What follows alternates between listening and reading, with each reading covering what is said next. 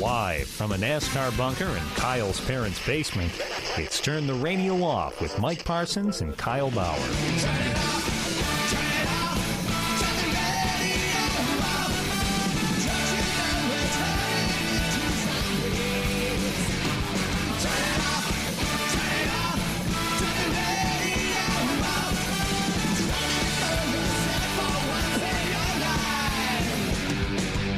Become a fan at Facebook.com/TTRO Show. Follow along on Twitter.com/TTRO Show. Or just listen right now.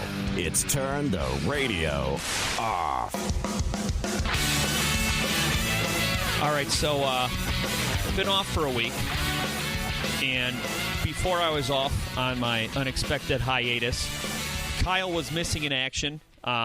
So if you remember, everyone, my lovely wife, Chelsea, from upstairs, was filling in, and we did not know the status of Kyle. Was he alive? Was he dead? Did the curse of 2016 get him as well?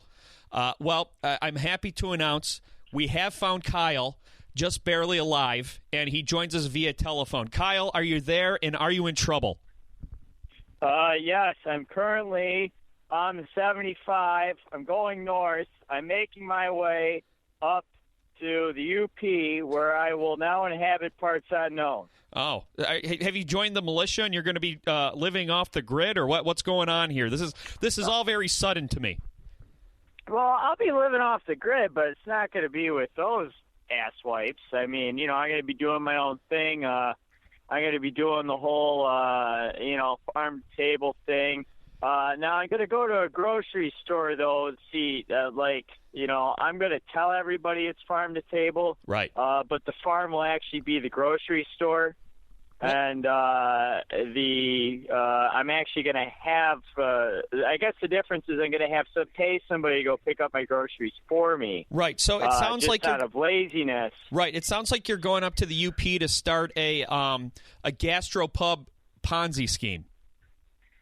Oh yeah, that actually would be a really smart way of doing things. I'm sure I can find some little hick town that only really gets business during cottage season. Kalkaska. That I can just completely roll. Really, that'd actually be a great idea. Be a good way to restart my life. I think I should do that, Mike. Now you're really giving me ideas. Yeah, I know you're having a bit of a crisis yourself, and if I thought and prayed, my thoughts and prayers would go out to you, but I have none to offer. But I wish I did. But I would suggest Kalkaska, because that's right between Grayling and Traverse City, and everyone knows it as the city that has the giant fish statue in the one main street in town.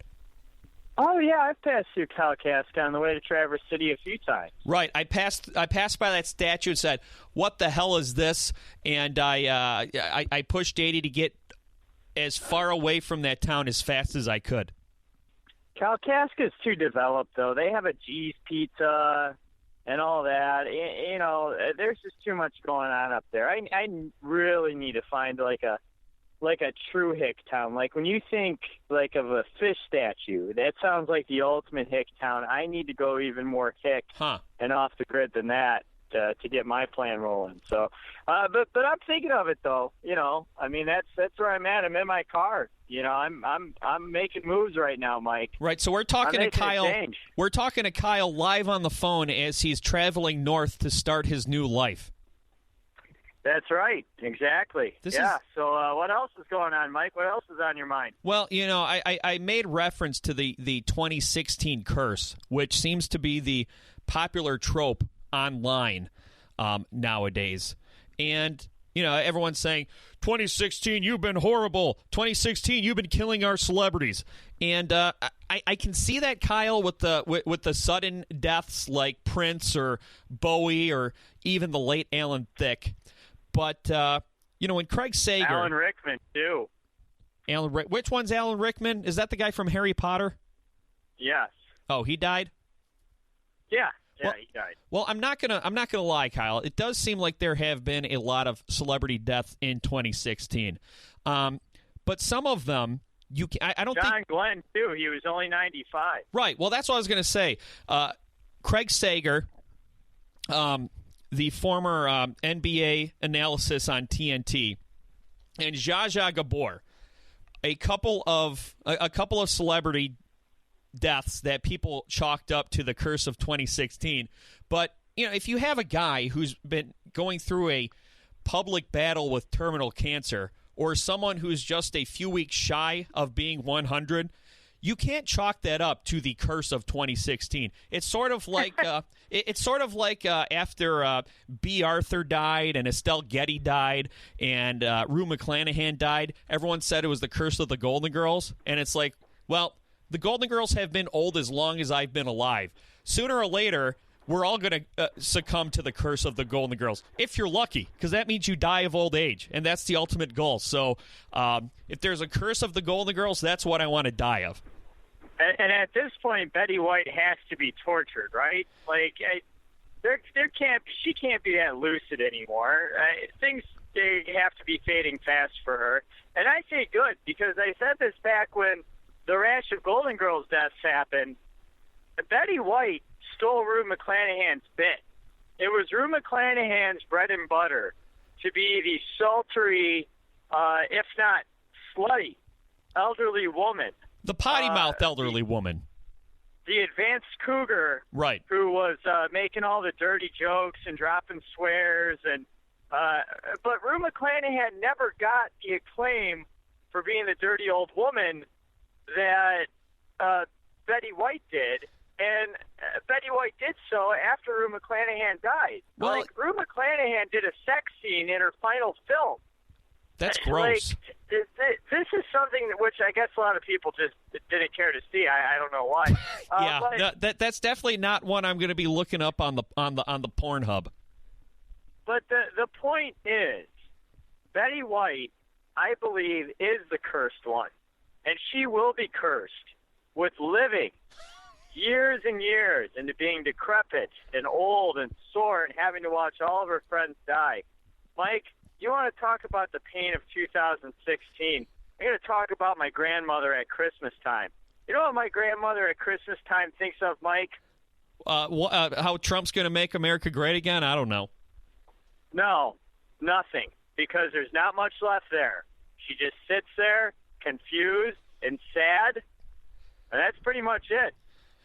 Well, think about that one. That's very confusing and sad. And there comes a time in every elderly relative's life where you have to explain every present that you give them. Like, they do this thing. It's this dance we all do with our most elderly relative where they sit down on the couch and they open up Christmas presents and they look up at you with a bewildered look. And then whoever bought it for him starts talking to him like they're deaf and like, Ma, it's a sweater, Ma. You wear that sweater, Ma. And it just goes on until Grandma's opened up all of her sweaters and socks, and you just hope she makes it another year. Can I be honest when I say that? And I love my grandmother dearly, and I always have. But I gotta gingerly explain this because it's gotta sound callous. Right. Well, first of all, I want to say, because I think I know where this is going.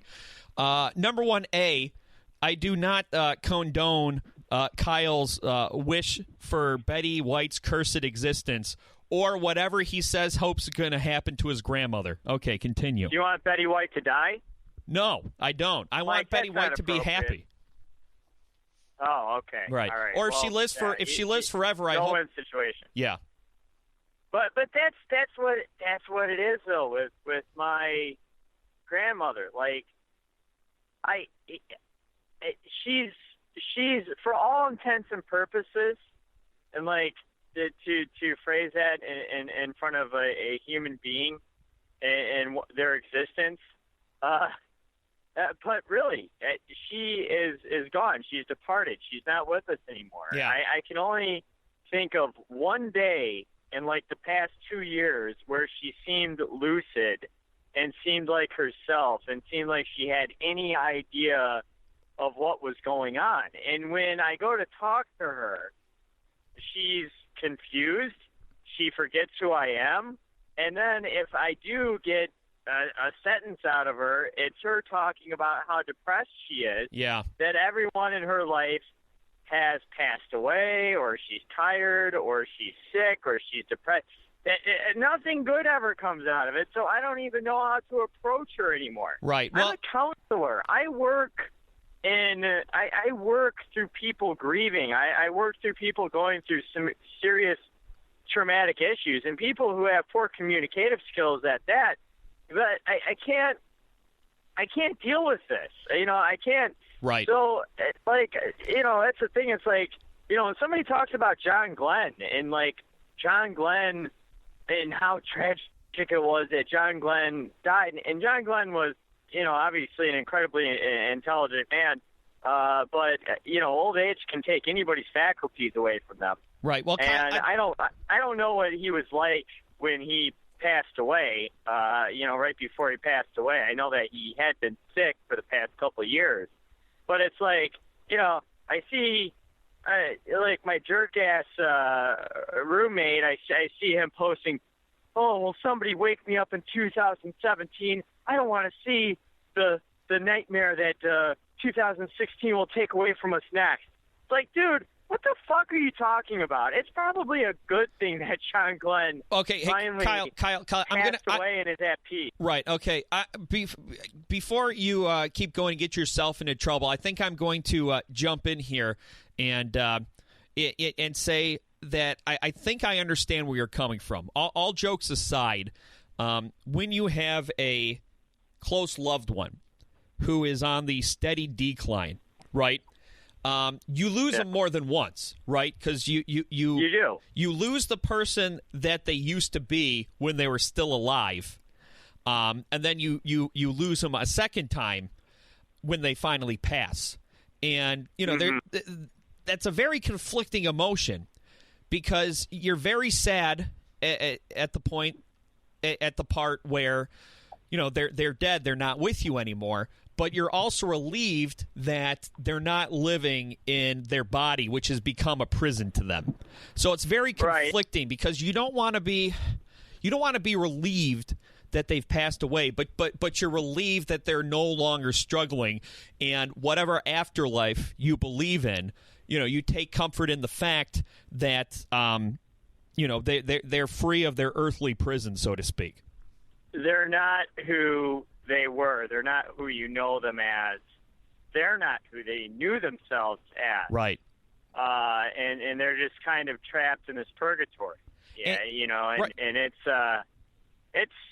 sad, but it's true. And it's funny because our culture doesn't really like to accept the idea of suffering while living. Right. Suffering while I guess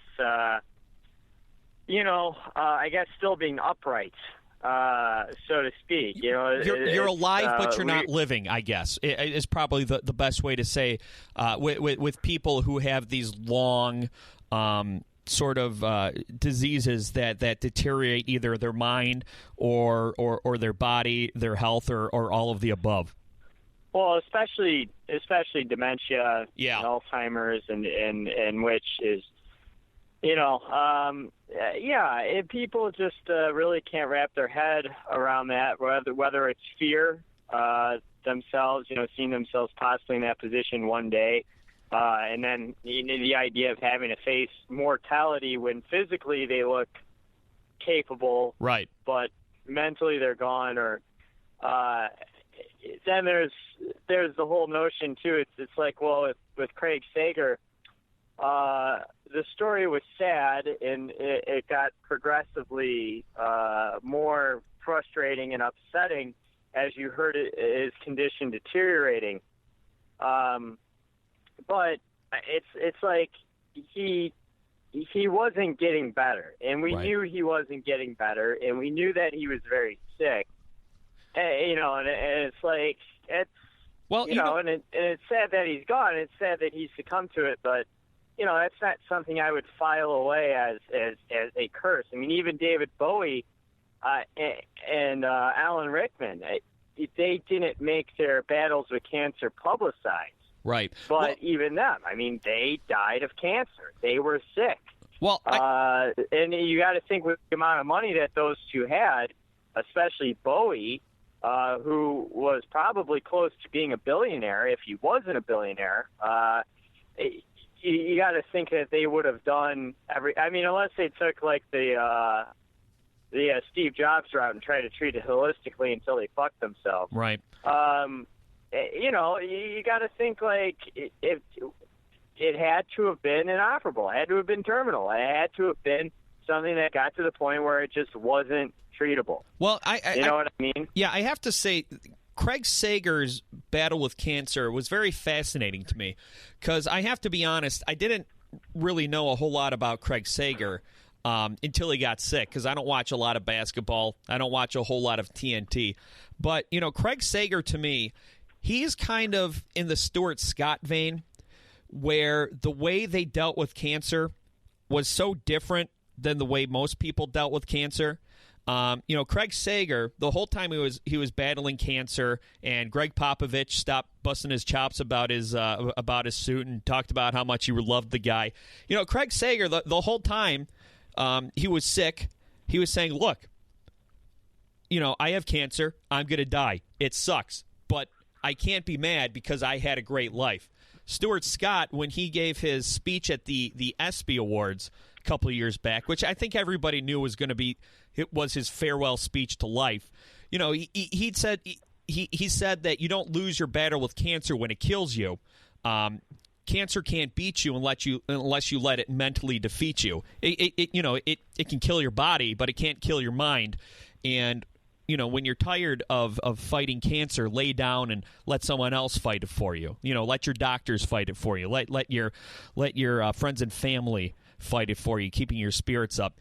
And to me, those two guys seem like in their final days, they figured something out the rest of us didn't. And that's to come to peace with the fact that you're going to die and you're going to die soon. And to me, it's people dying of cancer. It's never a feel-good story, but kind of the way they approached it was inspirational. And I don't like using that word a whole lot because I think it's BS. But at least in this case, it's like, you know what? I don't want the cancer. How do I become that at peace without having to go through something like that? Right. And yeah, and it's a good attitude to have. Is it realistic to have before you're thrust into that situation? No. Right.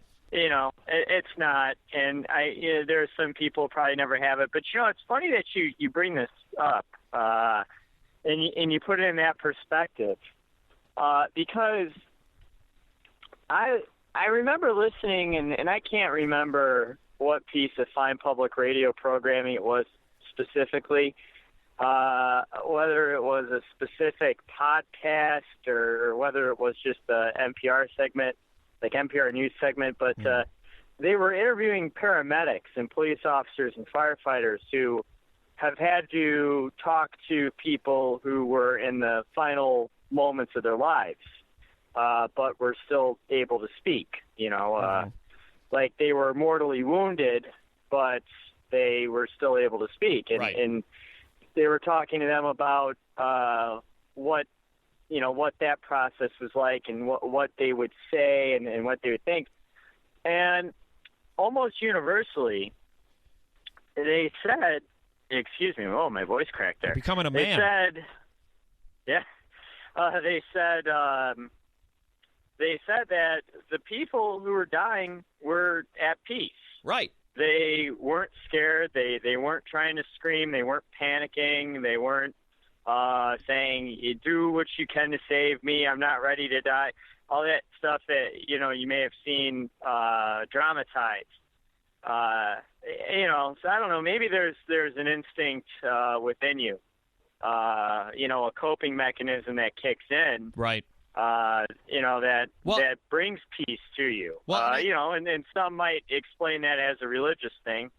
I won't go there, but maybe it's maybe that's what was going on with those two. And, I can imagine, and some other situations, but that's part of what's so frustrating with, like, say someone like my grandmother or other elderly people who are going through dementia, because they're robbed of the ability to come to peace with what's around them. Yeah, that's a good point. I never thought of that. Going back to, the public radio piece you heard, people talking to paramedics and people who knew they were going to die at peace. That probably is, how you really stress about something and you do all you can, and then you say, well, I've done all I can. Now I just let the chips fall where they may. Yeah. I would imagine, and I probably won't know if I'm right about this until right before I meet my maker, but I would imagine it's some element of that. But I have to say, Kyle, it is amazing what some people can do when they're terminally ill and on death's doorstep. I don't know. I haven't watched Jeopardy in years. At 7 and 7:30, I always watch my man, The Harv, on Family Feud because he's the greatest game show host of all time. But on Jeopardy, have you heard of this Cindy Stowell woman? Oh, yes. The 41 woman who won a couple rounds of Jeopardy and as she was dying of cancer, yeah. Yeah, Jeopardy. And has died. Yep, 41-year-old Texas woman. She was in the late stages of colon cancer. And back in August, they taped the episodes of Jeopardy. And she won 6 days in a row, $100,000 worth of prize money, which she donated to all the cancer research. And like I said, she was in the final stages of colon cancer. She was dying. She was sick as a dog. And she still trotted herself out onto the Jeopardy stage. She kept it quiet. I think Trebek knew. They said Trebek and a couple of Jeopardy staffers knew. But for the most part, nobody knew. And, she only had months to live. She fulfilled a lifelong dream. She raised a lot of money for cancer research, and she passed away before the show actually aired. But that's the thing about cancer, too. It seems like people can pull themselves together and function somewhat normally up until their final days. And, of course, the thing about cancer and the reason it's so hard to treat is because it's all different. But, I mean, I've known of people who, they were at work. They were at work up until a couple days before they died. And it's like, wow. I mean, that's amazing. Yeah. Unfortunately, there are some people who are in that situation that have to work, but there are some people who choose to work because if they can, it's a distraction for them. It's some normalcy, and when obviously everything else going on around them is not as normal. Yeah. But I mean, it's always you hear that about cats too. Cats, you said? Cats? Cats, yes, cats do that too, and that's how another shitty thing that happened to me personally in 2016 was my beloved cat Ace, who has been mentioned on the show more than a few times in the past. He was severely, incredibly sick. Right. And ended up being very close to death. He survived, right? Yes. Okay, survived. good. I thought there might have been a terrible development or something. No. But he had, trust me, you would know. he had severe pancreatitis. He was ultimately at one point was running 105 fever, went about 3 days without eating or drinking anything. And the vet told us to prepare for the worst. Yeah. They really didn't think that he was going to make it. And then seemingly out of nowhere, he just got better. Yeah. Still to this day, we can't figure it out. But my point is, he had been sick for months, and we had no idea because cats and I mean, I don't know this about dogs either. I'm sure dogs are similar. Mm-hmm. Cats will do everything they can to hide their pain and hide the fact that they're ill. And I don't know exactly if it's a primal thing or what, if it's a primal thing or if it's a pride thing or what exactly. But we had another cat in the house, my parents, that had passed away of old age. And after that cat had passed away, he was playing more often, and he had lost a couple pounds, and we thought he had lost a couple pounds because he was playing more often, right, and he was being more affectionate. He was still eating just as much. Here he was losing the weight because he was really fucking sick. Jeez, oh, Pete. But we wouldn't have known because he was acting completely fine otherwise. Actually, he was doing this weird thing where he was even overcompensating and being more active than usual. So we didn't know until, he was literally to the brink of death. Wow. That he was sick, and, we almost lost him because we acted too late. And I guess, that can just be in some people. You get a right, fighter's instinct, and I guess maybe that's too where some of the sadness comes for like people like Craig Sager, because you know that they're putting up a fight, and then you hate to see them eventually lose that fight, but you also at the same time have to think of what's inevitable, right, and have to think, well, hell, he's had multiple blood transfusions, and it's still not going away. Yeah. He's done literally everything he can do. He's fought as hard as he could fight. It's over. And at this point, it'd be better if you were, at peace.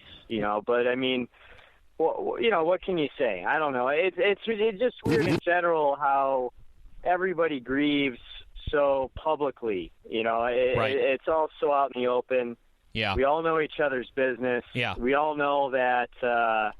So-and-so was devastated, quote unquote, that Craig Sager died. Yeah. I would really like to meet the person who was devastated that Zsa Gabor died. There's no one left. Yeah. Well, Kyle, I didn't think we'd spend the first half hour of the show having a deep conversation about death. So when we come back, we'll talk about something a little more cheerful: Russians hacking the U.S. election. It's Turn the Radio Off on the internet. Less rock, more talk. Turn the radio off. Become a fan at peoplehatemypodcast.com. Emergencies are almost always unexpected, so many people are caught unprepared when they happen. Don't let this happen to you. Take the time to talk to your family about creating an emergency plan. Talk about things like where to meet, who would pick up the kids, and what supplies you should have. Go to ready.gov for more information on being prepared for any emergency. This message is brought to you by the U.S. Department of Homeland Security and the Ad Council. Turn the radio off. Tell your friends about us. Make them like us on Facebook. I am not sure if we are broadcasting properly. Turn the radio off. Online and worldwide. TTROshow.com. All right, so Kyle joins me via cell phone on his way up north to start a whole new life. And, Kyle, you know me. I'm not a big blame the media guy. I think that, the media does...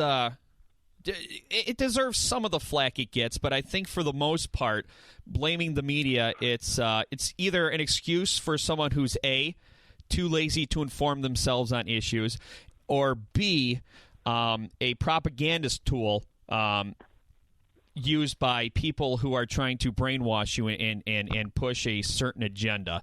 But I have to say, with this Russian hacking thing, I think I feel like the reporting is incomplete. I would even go a step further and say that the headline is an incomplete sentence.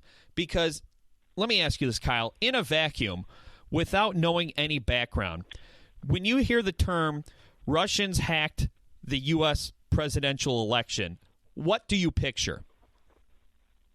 I picture catastrophe. Right. I picture, someone sitting in a dark corner of a clandestine tech center, hacking in to the ballot boxes and changing a whole bunch of votes from Hillary Clinton to Donald Trump. And that's not exactly what happened. But, all we hear is that Russia hacked the U.S. election. And really what Russia did was they hacked into some servers of both the Republican National Committee and the Democratic National Committee. And they leaked anti-Hillary Clinton info.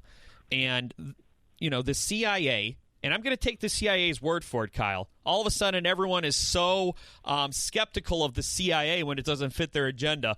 I'm going to go ahead and take the CIA's word for it that this hack job was backed by Putin. He was behind the whole thing, but what he did is he leaked out through media sources dirt on Hillary Clinton to quote unquote expose corruption in the United States. So that's what they mean by they hacked the U.S. election. Pretty much, he was doing what Breitbart's been doing for years, and the Blaze has been doing for years. He essentially joined the ranks of alt-right commentators.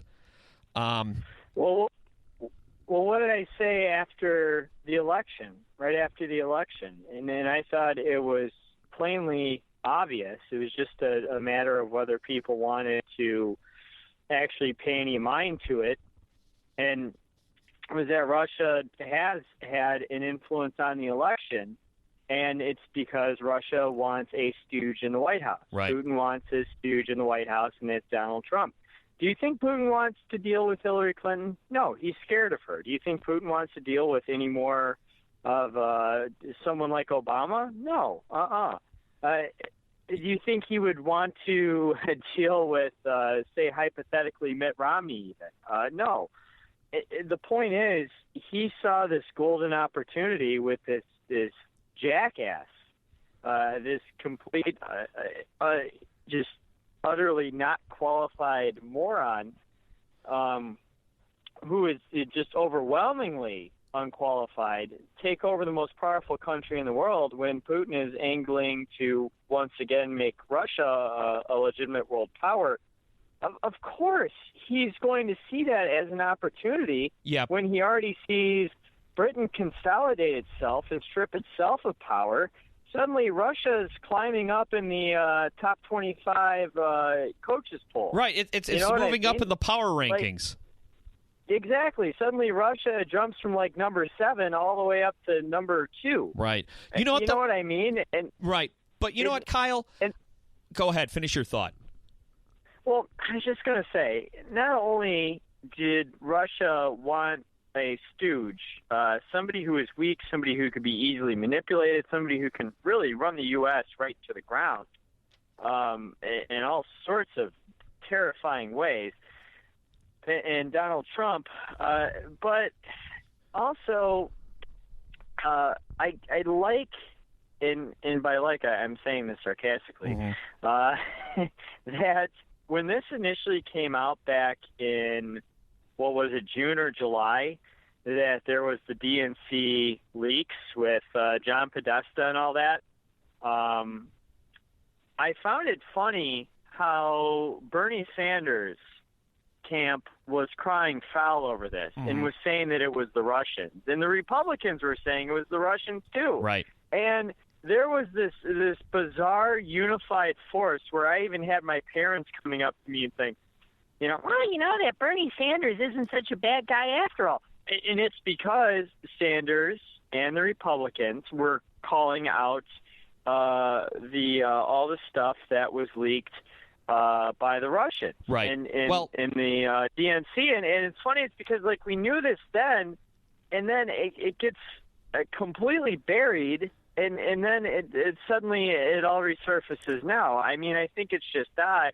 Well, and frankly, I think it's desperate nitpicking by the Democrats. Am I in favor of it just because anything to continuously remind people that such a stupid, awful thing happened?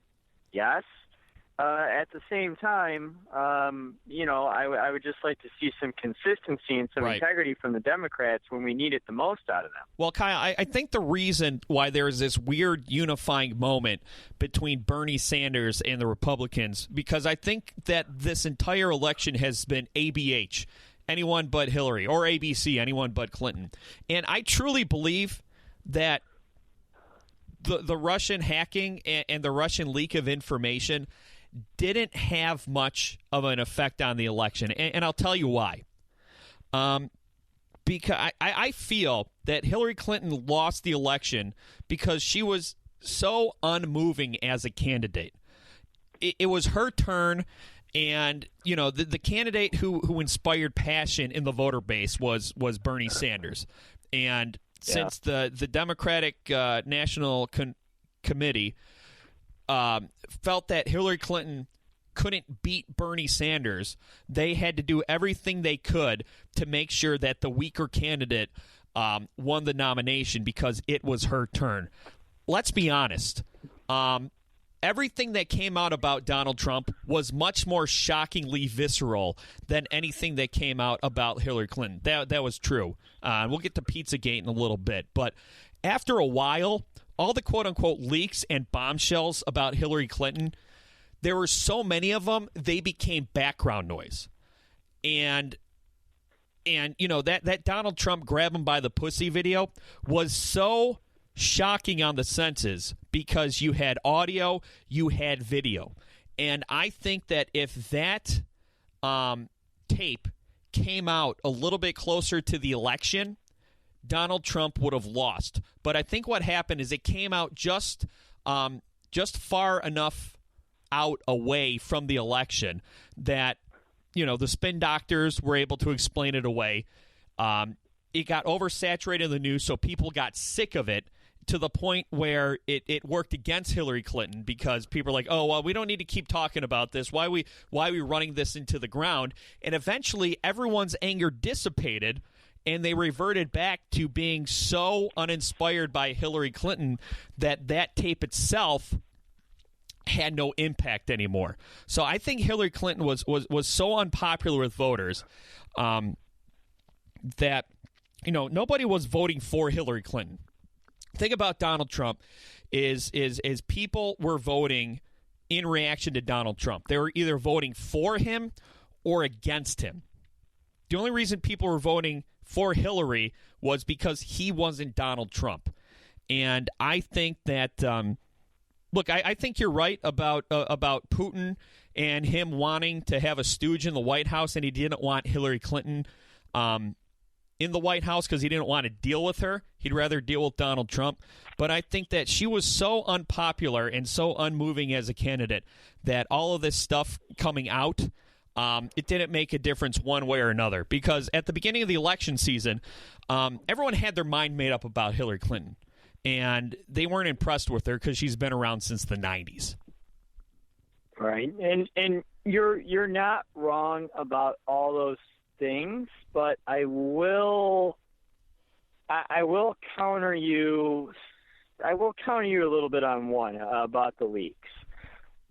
That I think after the DNC leaks, when they initially came out, there were a lot of people.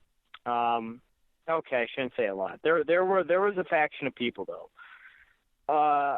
Was it enough in Wisconsin and Pennsylvania and Michigan to make a difference ultimately? I don't know. Probably not. But still, there was a faction of people who saw the DNC leaks. They saw the arrogance from the Clinton campaign. They saw how the Clinton campaign was given privileges and how the DNC did everything they could to bury Sanders and really work to push Hillary over Bernie, despite Sanders really proving himself to be the more potent candidate throughout the course of the primaries. And I think a lot of people saw this.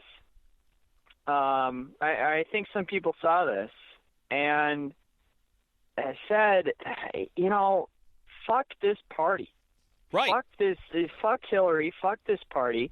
I can't vote for this corruption. I can't vote. This really is crooked Hillary. Right, and you know what, you're Kyle, I think you're right about that. I think probably that specific incident, and I don't know if that info came out because of Russian hackers, but if it did, you may have just proven my point wrong, because I feel like when it came out that the DNC worked against Bernie Sanders, I think that's where Hillary Clinton lost the election, because if Bernie Sanders would have won fair and square, even if Hillary Clinton would have won fair and square, the people who were polling for the other candidate said, okay, well, lost fair and square. It's time to get in line and unite to beat Donald Trump. Instead, what happened is there is this whole new generation of voters who were not only engaged in the electoral process, they were passionate about it. And they were lost forever because similar to Obama in 2008, and they blew that. Right, but I think this was more devastating because it showed no matter how hard you work, how hard you try to get behind a candidate, things are already predetermined. So Hillary Clinton lost a huge base of Bernie Sanders supporters who could have put her over the top because they were so pissed off and disillusioned by the whole process. And I can't say I blame them. Yeah, and I can't say I blame them in principle. I still can blame them, though, if they went over to vote for Trump. I'm not... Well, I don't think they voted Trump. I think they just stayed home. Well, yeah, I mean, if they stayed home, I can get mad at them if they stayed home or if they voted for Trump. I mean, I guess, if you voted for Steiner Johnson, I'm not going to be one of those people who's going to get mad at you for exercising your right to vote for a third party. I heard way too many fucking people turn up their noses and get real condescending about quote-unquote protest votes. It's a person's right to vote in this country. You can't tell a person go out and vote and then criticize if they want to vote for a third-party candidate.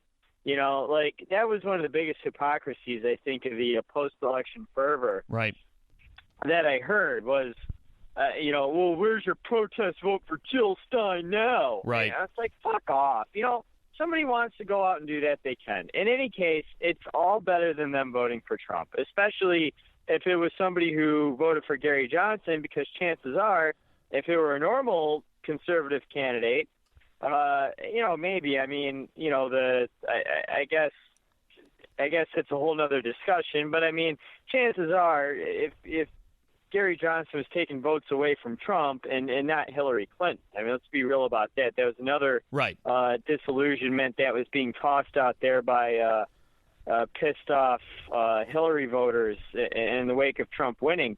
But the point is that I get why they were upset. I was upset too, but I still wasn't going to go over to the dark side. Well, and maybe if it was John McCain running, then I would have voted for, say, if it were like a McCain running. But I would never vote for Donald fucking Trump because I'm mad at the DNC. That's just lunacy. And I mean, maybe there were a couple people who went ahead and voted for Trump out of spite, thinking, well, there's no way this ass clown is going to win. But I wouldn't even have taken that risk. I mean, I personally voted for Hillary defensively. I think we talked about this in our post-election show, that I voted for Hillary purely defensively. Right. Yeah, I expressed no pride or enthusiasm in voting for her. None.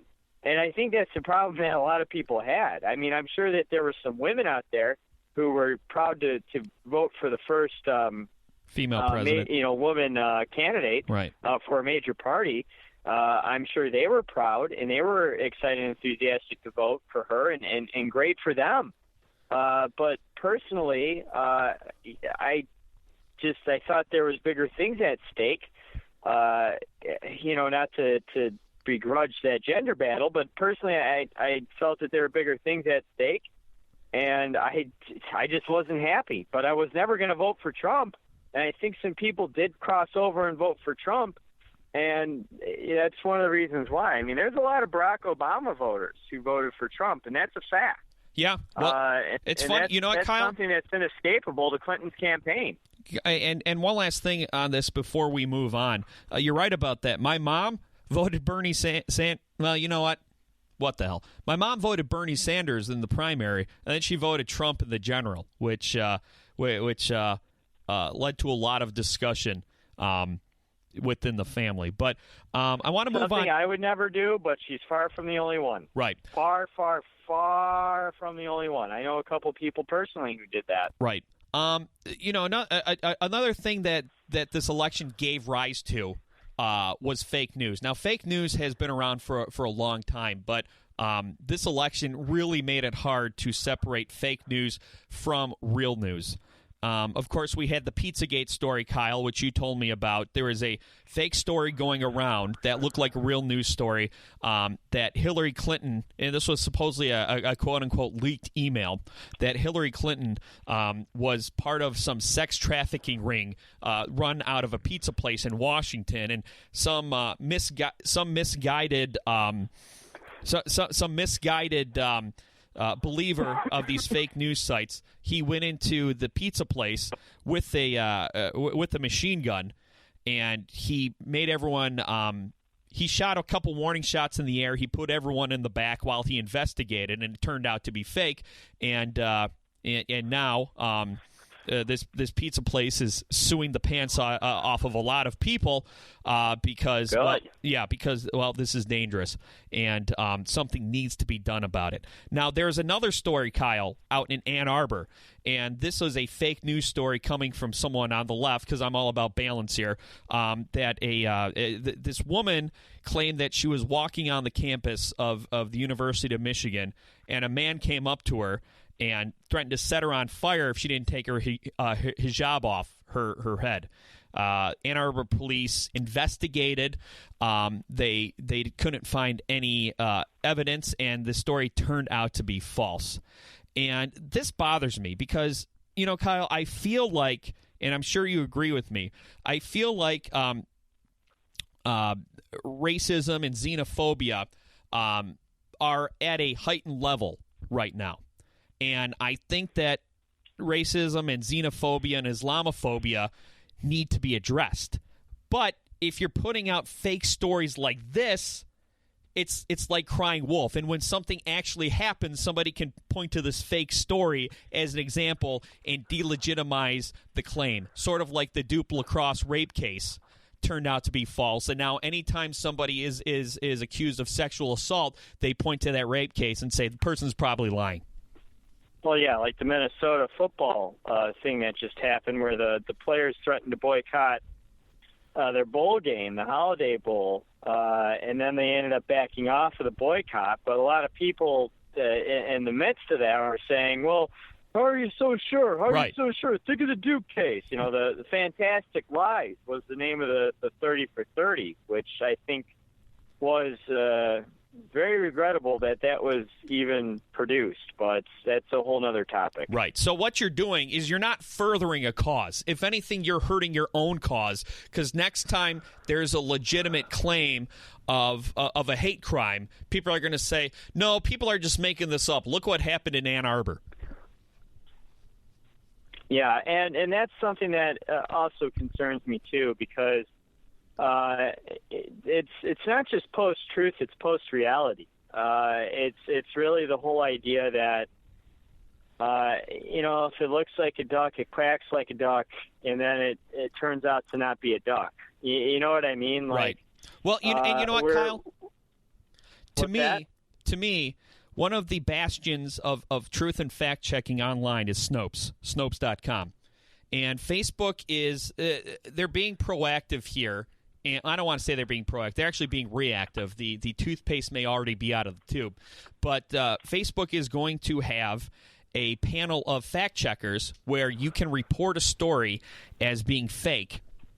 And the fact checkers will review it.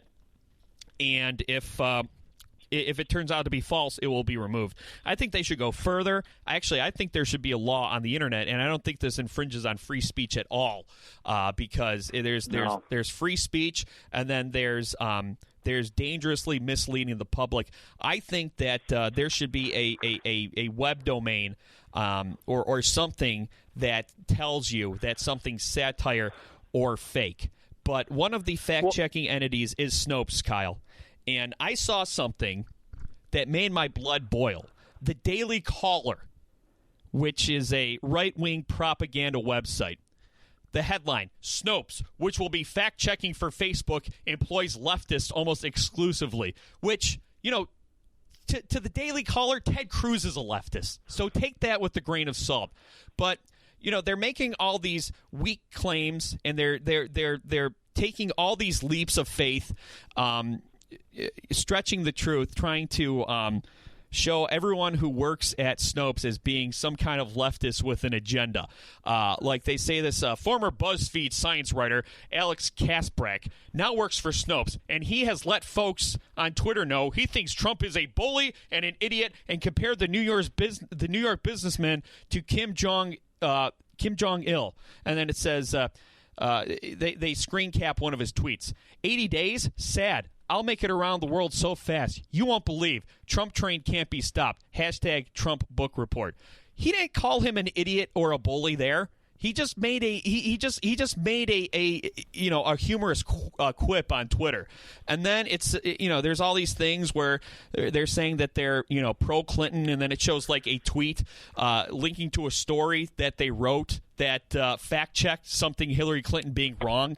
So this really bothered me, Kyle, because all this is a preemptive strike by a right-wing propaganda publication sowing seeds of doubt so that they can spread their bullshit all over the place and say, look, the fact checkers have an agenda.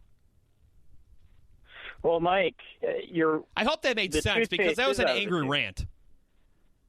The toothpaste is out of the tube, Mike. It is, and that's the problem, and that's what I was going to say. Anyone now can just say that Snopes is a propaganda website. That's how easy it is. People just go around believing what they want to believe. They take the internet, they create their own reality. Right. That's If you tell someone, it's a means of creating your own reality and insulating yourself and putting yourself in your own world. And when you consider how much time we spend in front of screens, you're literally just removing yourself. You're creating your own reality, and you're diverging yourself from others around you and from what's really going on or what really could be going on. And there's just no way to get everybody on the same page, to have good discourse anymore, to keep people properly informed. Kyle, if you people educated to make sound decisions in elections anymore, and that's why newspapers were so important. People can say that newspapers could have a certain slant or whatever, but newspapers are always beholden to a set of ethics. Right. If it's a fact in a newspaper, it's a fact. And we talk about this all the time, Kyle. I always say that if you can convince someone that they're being lied to, they'll believe everything that you tell them, even if you're lying to them yourself. And what happened though to newspapers? Capitalism. People didn't want to read anymore. You erode newspapers. But see, Kyle, I think budgets, you cut costs, I think let them dissolve. Kyle, I think that newspapers have shot themselves in the foot. Traditional news sources, which we should count on to be accurate, have shot themselves in the foot. CNN, NBC News, because when social media became a thing, their focus was being first and not being accurate. And they could have carved out such an easy niche for themselves, being the fact checkers of the internet. But you turn it on CNN. You read these Twitter feeds of these traditional news outlets, and they'll just put out any unsubstantiated claim out during their 24-hour coverage because they want to be first instead of being accurate. And to me, that's the shame of it all. But again, that's where ethics have eroded. And why did ethics erode? Again, it goes back to desperation from the newspaper industry crumbling. They felt like they had to conquer this new medium. and do so with great thirst. And how did they feel they had to do it? They had to feel they had to use this platform with urgency. They had to use the speed of the platform. They had to use the platform in real time. They had to move away from what traditionally made them great, which was curation, which was taking their time, which was making sure everything was poured over and correct, that it was an art. I mean, sure, you would get a sports story out as soon as the game was over, but other than that, getting something out for the morning edition, the timeliness, still you had a half hour, 45 minutes, sometimes more than that to work within, to make sure that you're getting your facts straight, that you're getting the quotes right, that everything you're saying is with accuracy. You lay off fact checkers. You cut journalism programs in school. You don't emphasize ethics. You erode education. You erode journalism. You erode all these foundations in the name of the dollar, and this is what you have. You don't have entities working to put out the truth. You have entities working to grab people's attention. Yep. Those are two very different things. Yep. And that's where you go from eyeballs on your product. Right, and getting somebody's attention to pull them in and to maybe get clicks or maybe get ad revenue from informing them, so they can be a better citizen, which used to be the duty of journalism, which used to be the duty of the newspaper, of the nightly news. And there's been a degree of sensationalism in the news, especially television news, for a long time, for decades. Mm-hmm. That's nothing new, but the difference is how things are framed now, and the slant that's put on things, and whether or not the truth is told. I mean, like what was that one story you mentioned a couple weeks ago, where that one newscaster just dropped Kwame Kilpatrick's name in the middle of a right. story when Nima there wasn't Shafee. even context for it. Right. You're absolutely right. That's starting to erode. If you did that, like, say if you were, like, in college, at least when I was in college, 10 fucking years ago already, say I was in college back then, and if I did that in a TV production class or in a TV news class, and I was putting together, like, a demo tape or something like that, my teacher would have scolded me. Right. Would have said, you edit that out. There's absolutely no need for that. What's the context for it? Why are you trying to do that? Why are you trying to put a frame or a slant on a news story? This is supposed to be objective. And I would get scolded for that. And that's the problem, Kyle. The wussification of America means nobody's spanking these journalists in journalism school. And, Kyle, the show's been very therapeutic, but we're actually, like, right up against it. So I wish you good luck in starting your new life up north. And, if you can get on the grid, maybe we'll do this again next week. Okay, we'll see what happens, Mike. All right. Thanks for listening, Paul. Right. Bye. Okay, Merry Christmas.